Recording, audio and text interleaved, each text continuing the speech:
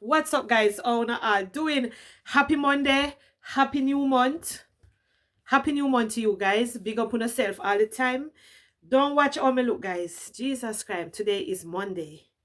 Today is Monday, and it always been a lazy day for me. Monday day always be a lazy day for me.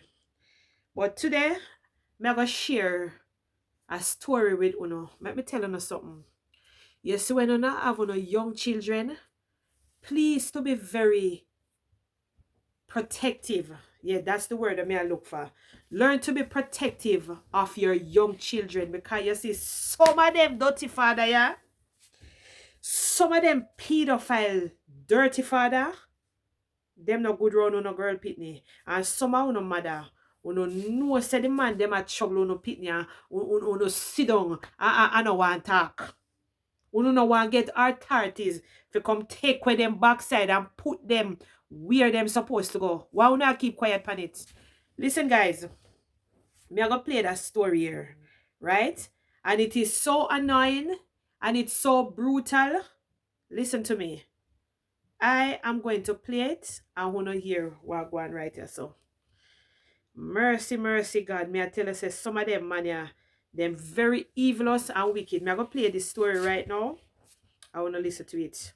It was just before my 9-year-old birthday. My mom sent me to go talk to my dad. You know, I was afraid of my dad because he was the one that would dish out punishment if my siblings and I did anything wrong. So when my mother told me that daddy wanted to talk to me alone, I was so nervous. And the things that he said to me was actually very encouraging. And he told me that he was proud of me and that I was very responsible. He then told me that he had to teach me how to be a woman and that all fathers did this with their daughters. Then he took me into this little back room that was a closet and he told me to lay down and he lifted up my dress.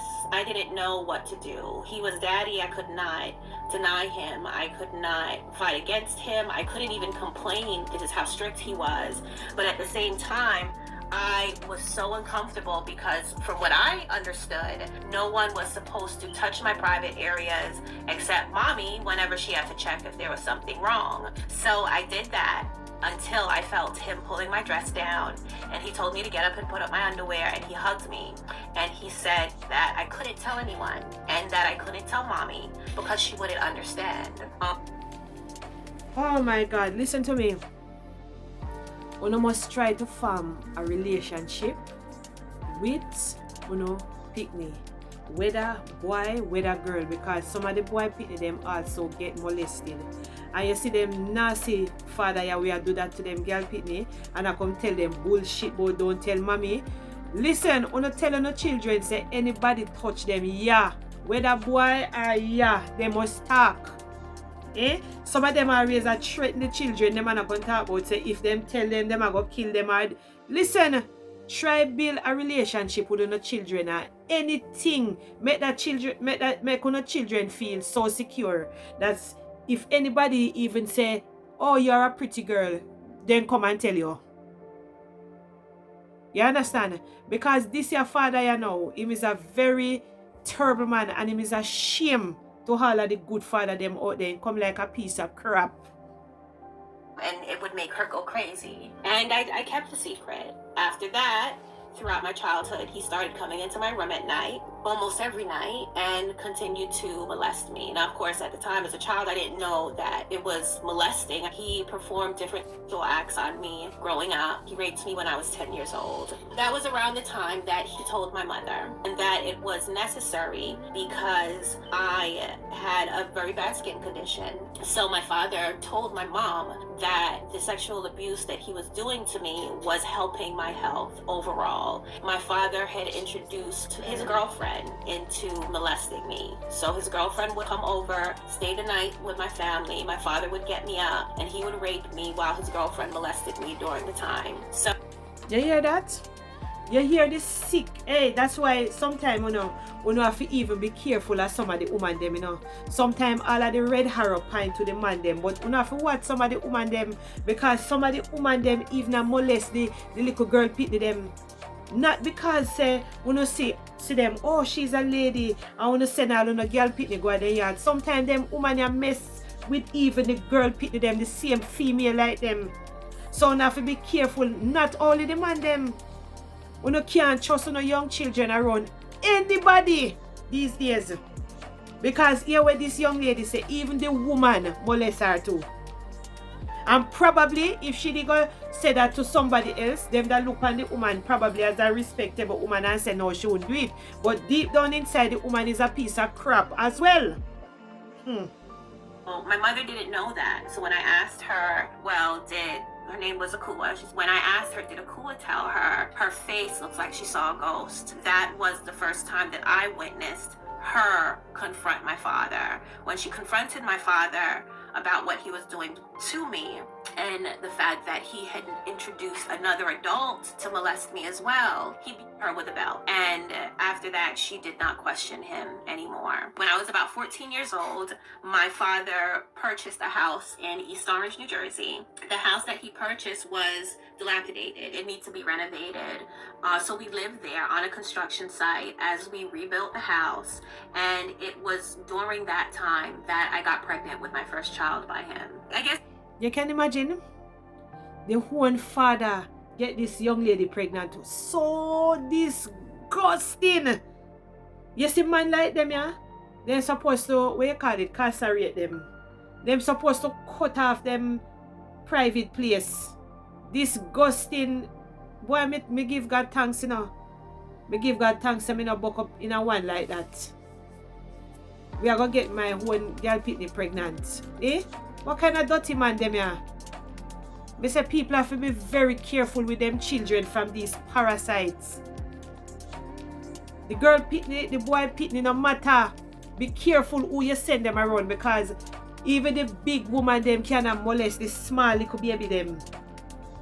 They cannot be trusted. Uno children have to be with no handbag. Be careful when you not go anywhere and left them in a people yard.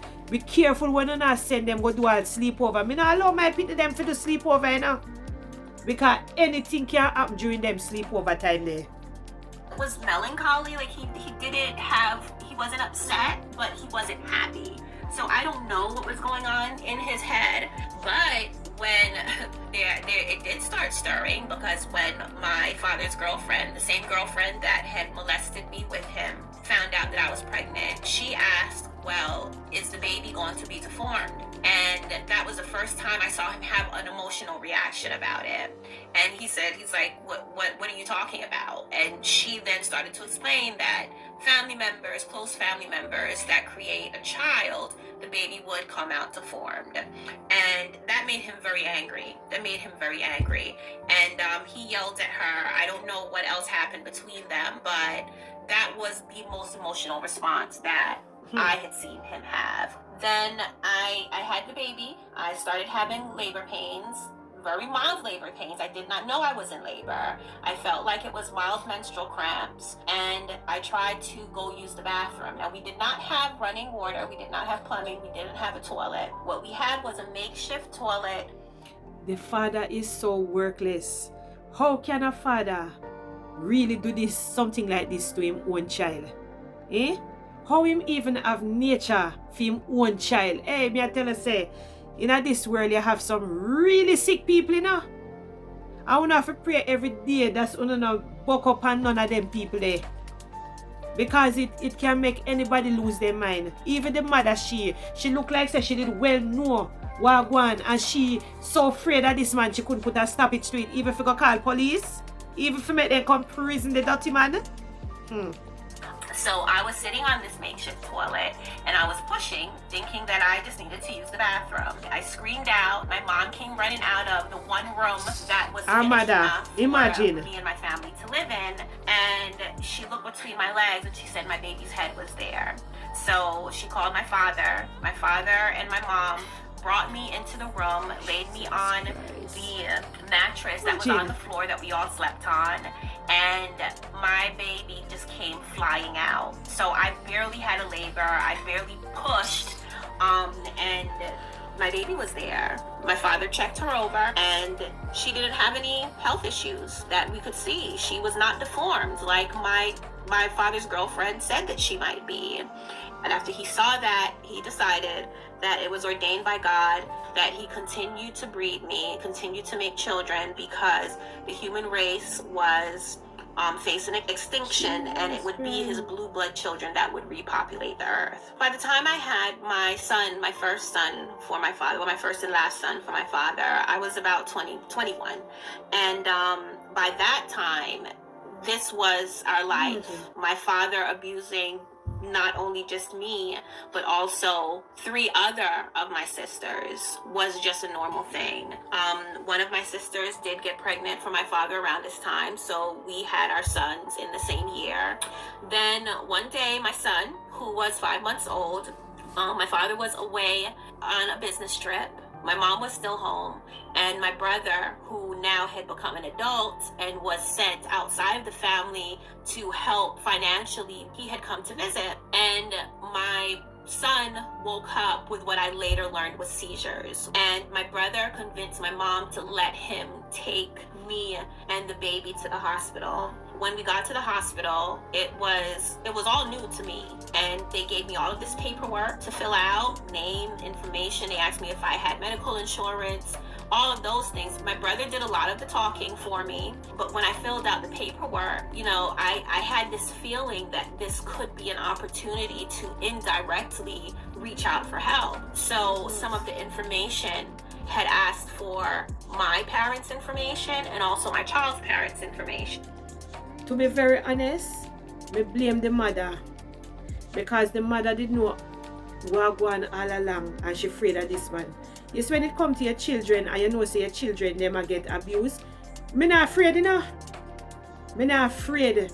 Me a go look help for my kids them, and me know say when we go to the authorities them a go take away this man backside. This woman, me blame her because she make it stay too long until the man pregnant to her daughter. And I put him down as both. So that raised a red flag for the social worker at the hospital. So she came and interviewed me. Then on one evening, a woman comes in, and it turned out that she was from what was at the time known as DIFUS. They're now known as DCP&P. And it turned out that the doctors did call state social services. And when she pulled me aside, the first thing she said to me was that she was taking my children.